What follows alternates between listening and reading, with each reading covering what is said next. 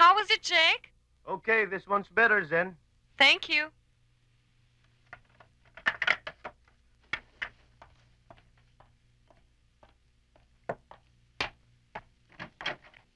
Mas maganda siguro yung...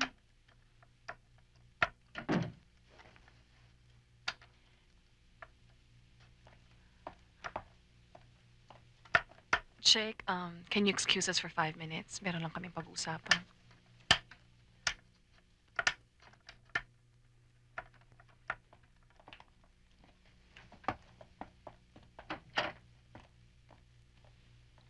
Bakit mo ako pinagtataguan? Ilang beses kitang tinatawagan.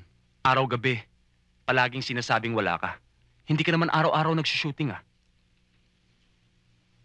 Mas mabuti pa siguro kung di na tayo magkitang muli. Bakit?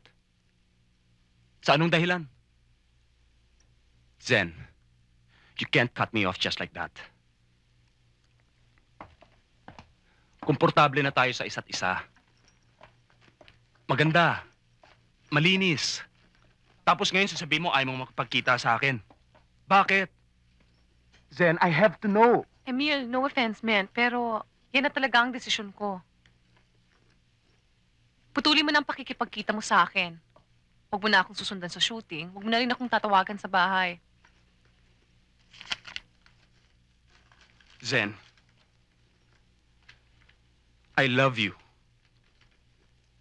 Huwag mo naman ako pagsara ng pinto mo. Kung meron ka mang hindi nagugustuhan sa akin, sabihin mo. Babaguhin ko. Just don't shut me out of your life. Emil, may recording pa ako. May mga tao naghihintay sa akin. Please go. Hindi ganun kadaling kalimutan ka, Zen.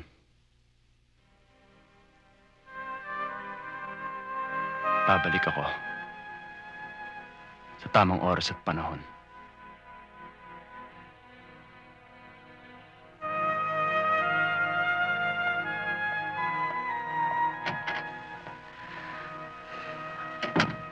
I'm sorry, Emil. I just can't take it anymore, Joey. Yung nangyari sa amin ni Waldo kagabi. I'm sorry. I don't know what's wrong with me.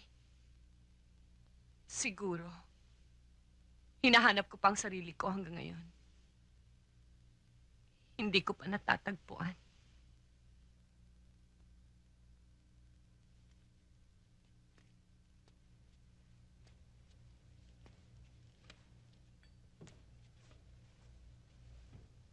Candy, I've always liked you. I've always enjoyed your company. But this is the first time I have learned to respect you.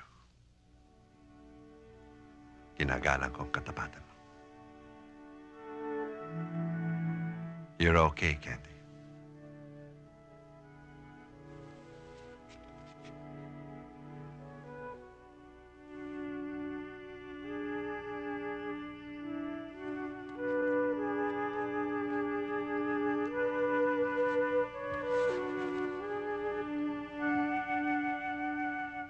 Let's just be friends, Joey. Na-realize kong hindi ito ang gusto kong buhay. I want to get married someday. Magkaroon ng sarili kong pamilya. Ayokong maging babae mo habang buhay. Ayoko nang makasakit ng iba.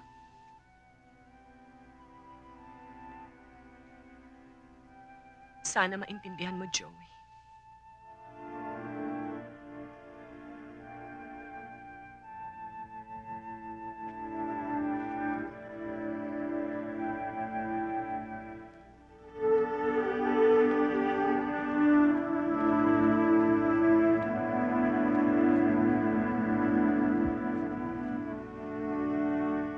Pero, boss mo pa rin ako. Pwede?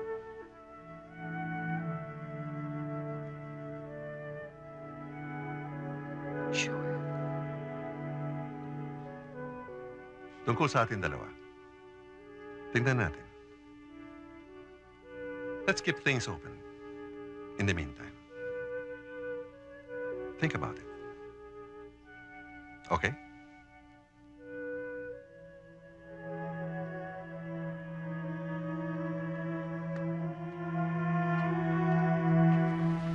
I never really expected that you would be that serious. Na ako pang gagawin mong dahilan ng problema mo ngayon. Remember the first time na nag-usap tayo about your problem with Roy? Akala ko ba nagkaintindihan tayo that those things are not supposed to be taken seriously? Because you're both very young. And you're both too young to be too serious in life, especially pagdating sa pag-ibig. That's the same thing I told Roy. He's not any different from you. Pareho kayong napakabata pa.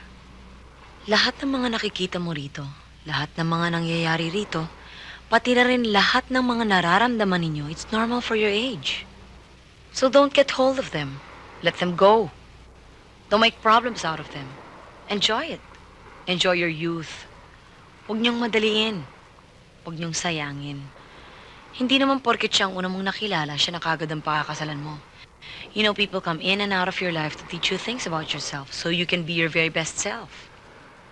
Pagkatapos darating din yung time na iisipin mong it's about time you get serious with life. Tulad ko. Ngayon ko lang nararamdaman na dapat pala naging seryoso ako sa buhay ko noon pa. Tama nga si Richie eh. Masyado kong pinahaba yung pag-i-enjoy ko sa buhay ko. Well, I guess I stopped growing up somewhere. No one's too old to know better. Pero yung para sa inyo ni Roy, now is not the time for serious stuff. Maiintindihan nyo rin yan in the future. I can tell you this because I've been there.